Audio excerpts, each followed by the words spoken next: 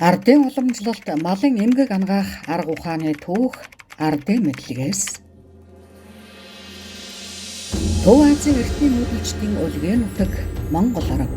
Монгол уг саатны язгуур мэдлэг ухааны дотор мал сүргээ эрүүлж ирэг усан үржүүлэх, элдв төрлийн гэмтэл, гэм согог өвчин эмгээс үржилэн сэргийлэх, эмчлэн эрүүлжүүлэх онол дадлаг хосолсон арга барил ур чадвар нь малыг гаршуулан өөрөмшүүлж ирсэн өнөختний уламжлалтай.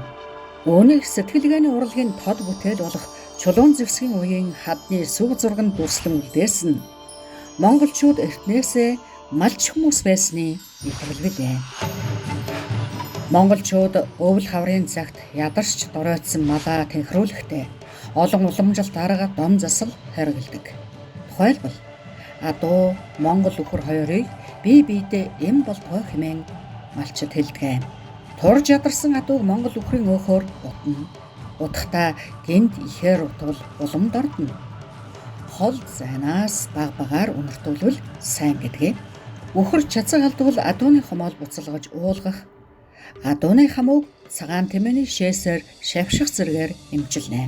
Энэ мэт малчин бүр өөрсдийн хийж чадах арга ажиллагаагаар малаа эрүүл байлган ашиг шимийн бүртгэдэг.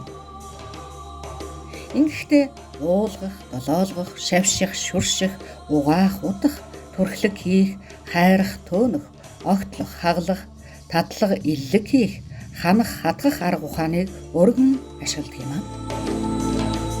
Монгол малчид малаа таргалуулах болон өвчнийг ангаах гэсэн хоёр зориултаар мал ханах, хатгах засал хийдэг. Мал ханах арга ухааныг энгийнээр тайлбарлахад бие турамтлагдан өвчний шалтгаан болж байгаа муу цусыг гадагшлуулах арга. Үүнд цус гаргах хэмжээ бас гарч байгаа цусыг тогтоон барих арга туйлаас чухал юм.